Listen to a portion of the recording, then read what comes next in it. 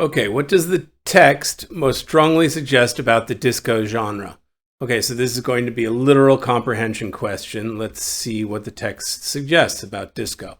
Disco remains one of the most ridiculed popular music genres of the late 20th century, but as scholars have argued, the genre is far less superficial than many people believe. Take the case of disco icon Donna Summer. She may have been associated with popular songs about love and heartbreak, subjects hardly unique to disco, by the way. But like many black women singers before her, much of her music also reflects the concerns about community and identity. Okay? These concerns are present in many of the genre's greatest songs, and they generally don't require much digging to reveal. Okay, so this says disco is ridiculed by others and popular music genre, but it's not actually that superficial. It, addresses other sort of themes that are in other music, like love and heartbreak, and it reflects concerns about community and identity. It's essentially deeper than what most people think. Okay, so these concerns are present at the heart of genre's greatest songs. So what does this suggest about the disco genre? A, it has been unjustly ignored by most scholars. Okay, that seems true. It's one of the most ridiculed popular music genres. But as scholars have argued, actually, that's not quite right, actually. Most scholars have argued it's less superficial. So it hasn't been ignored by most scholars. That's not correct. It's been ridiculed, but not ignored by most scholars. This is actually false. At first read, this seems appealing, but I don't think this is correct, despite the importance of the themes addressed by many of the genre's songs. So the importance of the themes, despite the importance, no, it was not ignored by the scholars. In fact, the scholars say it's less superficial because of some of these themes like love and community and identity, etc. A is not correct. B, it evolved over time from a superficial genre focused on romance. No, nothing talks about the evolution of disco, so that's not correct. That's simply not in passage above. C, it has been unfairly dismissed for the inclusion of subject matter that is also found in other musical genres. So, it's one of the most ridiculed popular music genres, so that's dismissed. And scholars have argued that it's far less superficial than people believe, which suggests unfair dismissal. And it's for subject matter that's found in other genres. Well, love and heartbreak are in other genres as well, right? So I think the best answer is going to be C. That looks pretty accurate. Let's check D. It gave rise to a black women's musical tradition that has endured even though the genre itself faded in the 20th century. No, that's not correct. That's not even in the passage at all. Nothing we can say about that. C is the correct answer for 13.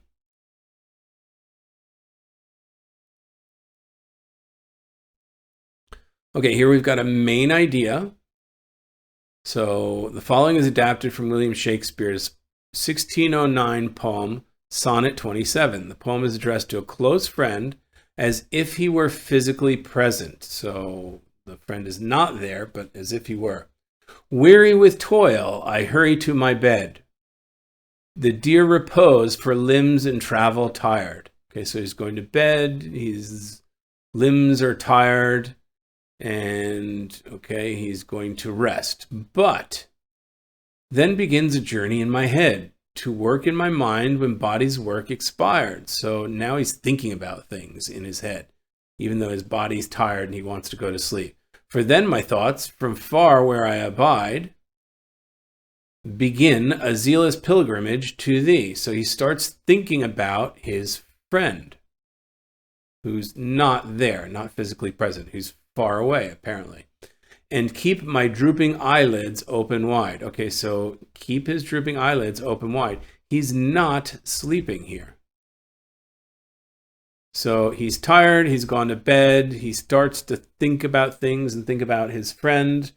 And, I think the zealous pilgrimage is, figurative. He's not actually going to his friend, but mentally he's sort of paying a visit and thinking about him. And this is keeping him awake, right? So what's the main idea here? The speaker is asleep. No, the speaker is not asleep. He's not dreaming about traveling to see the friend. It's not a literal travel, and he's not asleep. That's wrong. A. B, the speaker is planning an upcoming trip to the friend's house.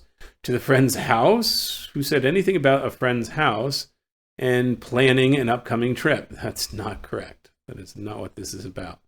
C, the speaker is too fatigued to continue a discussion. Too fatigued? Nothing here says too fatigued, right? That's essentially a comparative here that's just not appropriate to continue a discussion with a friend. He's not literally having a discussion with a friend. He's just thinking about him. So this is not right either. C. D, the speaker is thinking about the friend. Yes, as he's falling asleep or trying to get to sleep, he's thinking about the friend. His body is tired, but he can't help but think about the friend instead of immediately falling asleep. That's exactly what's happening. D is the correct answer.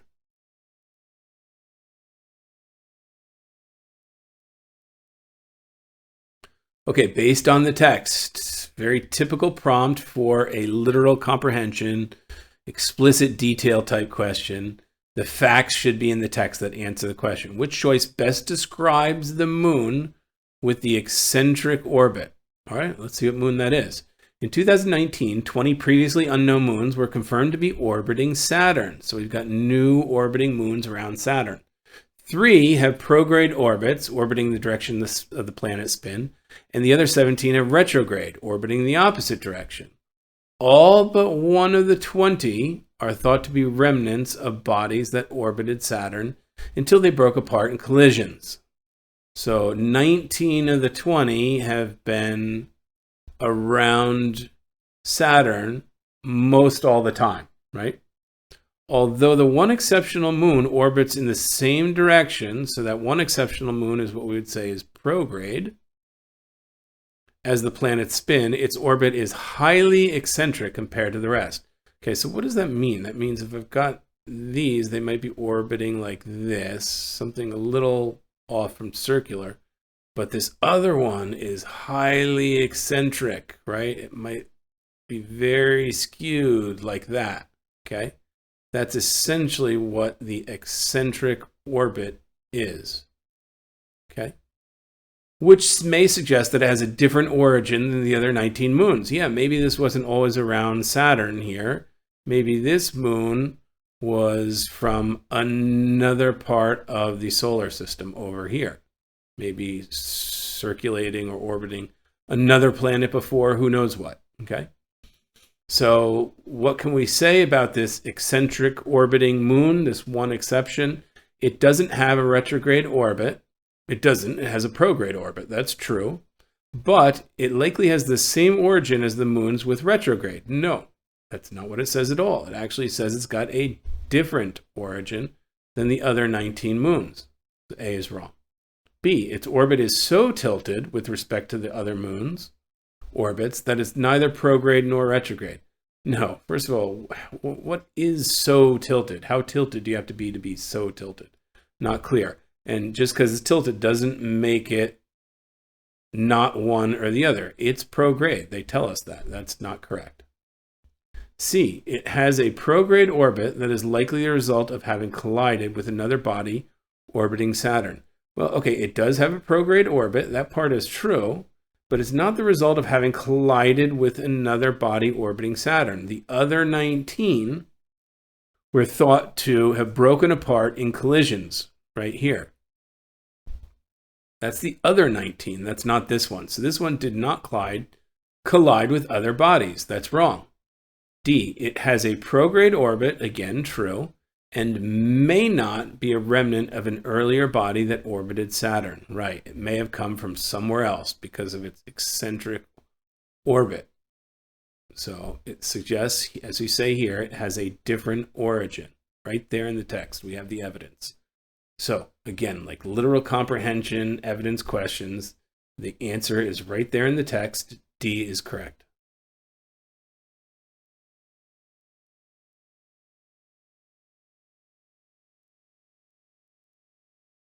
Which choice best states the main purpose of the text? Okay, so we've got a main purpose, kind of like a main idea question. The only difference is it's more of a function question. What is the main purpose of the text? And those will generally start with verbs: to praise, to establish, to call attention, to recount. What is the appropriate main purpose here? So let's read it. The following text is from Maggie Pogue Johnson's 1910 poem, Poet of Our Race. In this poem, the speaker is addressing Paul Dunbar, a black author. Okay? So what does she say? Thou, with stroke of mighty pen, hast told of joy and mirth, and read the hearts and souls of men as cradled from their birth. Okay, so she's basically told, or he is told, the author, stories of happy men, basically. They're men, of joy and mirth. This is happiness. And he's read the hearts and souls of these men. So his mighty pen can actually describe the stories of these happy men. As the language of the flowers, thou hast read them all. And in the little brook, responded to thy call. Okay? So what's going on here? She's basically saying this author is experienced in telling the stories of men and their hearts and their happinesses, their souls, and he can speak the language of the flowers and, respond to thy call. So, all right. So what's the main purpose here? To praise a certain writer for being especially perceptive regarding people and nature. Well, he's got a mighty pen. He's told of their hearts and souls. He's read the hearts and souls, which suggests that is especially perceptive, that he can read the hearts and souls. Regarding people and nature. Yes, it's regarding people and nature, right? So this looks pretty good, A. B, to establish that a certain writer has read extensively about a variety of topics. What variety of topics? That's not clear. That's too vague. C, to call attention to a certain writer's careful and elaborately detailed writing process. Nothing about the process is mentioned in this poem. That's not going to be correct. D, to recount fond memories of an afternoon spent in nature with a certain writer. No, this is not about Maggie Pogue's recollection of one afternoon with the writer. Okay? This is more broad. This is more general.